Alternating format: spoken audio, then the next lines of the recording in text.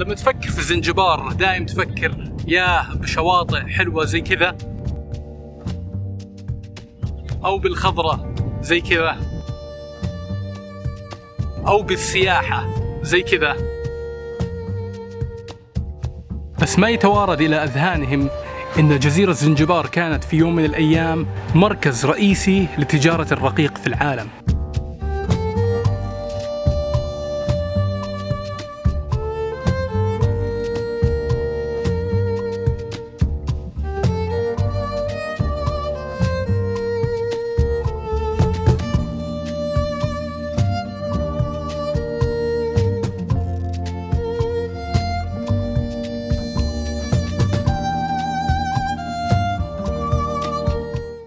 كانوا الرقيق يجيبونهم من وسط أفريقيا ويتم حبسهم وتدريبهم لمدة أيام وأسابيع في أماكن معينة، أماكن مثل جزيرة السجن.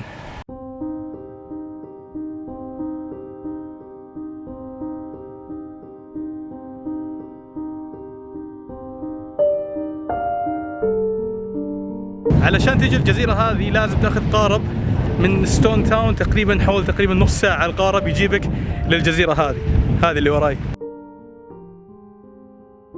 تذكرة الدخول إلى جزيرة السجن هذه $4، يعني 10,000 شلينج.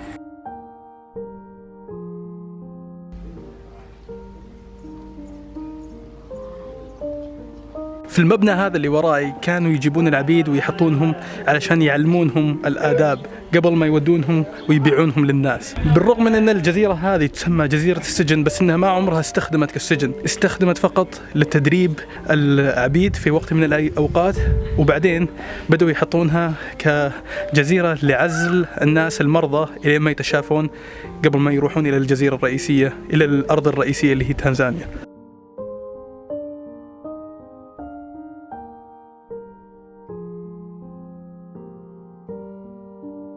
عبر هذا الباب كانت السفن تجيب العبيد وتنزلهم، وكانوا يرقون هذه الدرجات علشان يدخلون إلى هذه القلعة ويبقون هناك لفترة من الزمن.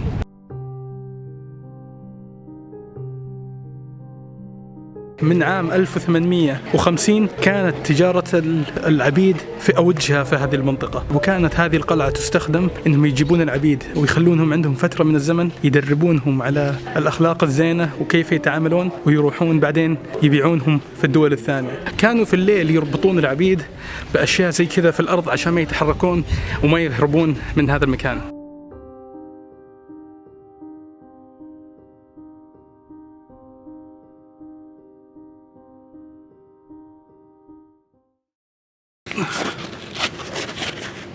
كانوا الرقيق يتم حبسهم في مستودعات معينة لمدة أسابيع وأسابيع، وكانت الأوضاع في هذه المستودعات أوضاع سيئة جدا ولا تصلح لعيش البشر، لدرجة أن أي واحد من العبيد هذولا كان حلمه الوحيد في الحياة أنه يطلع من هالمستودعات هذه ويطلع إلى خدمة واحد من رؤسائه، لعل وعسى أنه يفتك من المكان الزبالة اللي هو قاعد فيه.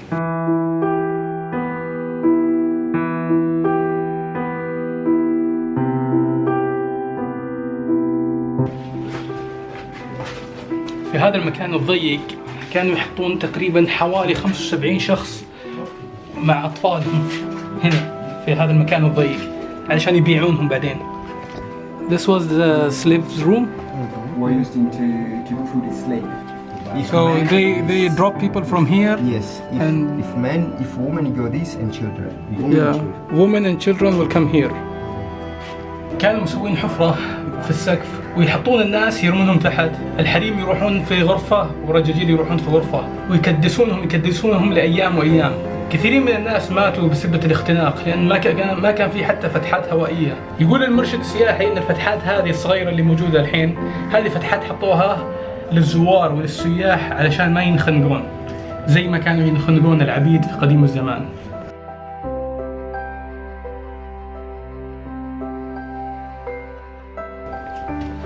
تخيلوا في هذه الغرفة الضيقة، أنا ما أقدر أوقف، ترى أنا مدنق ما أقدر حتى أوقف.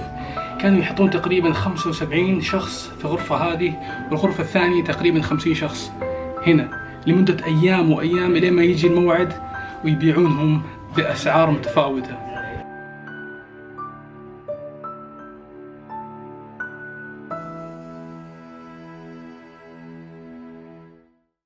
يقال إن العبيد هذولا لما كانوا يخرجون الفضلات حقتهم ما كان أحد يجي ينظف لهم، كانوا ينتظرون يجي مطر قوي، والمطر هذا راح يغرق المستودعات هذه، والمطر وهو طالع ينظف الفضلات اللي كانت تخرج من هالعبيد هذه. للدرجة هذه كانوا هم يعاملون معاملة الحيوانات، بل أردى من الحيوانات.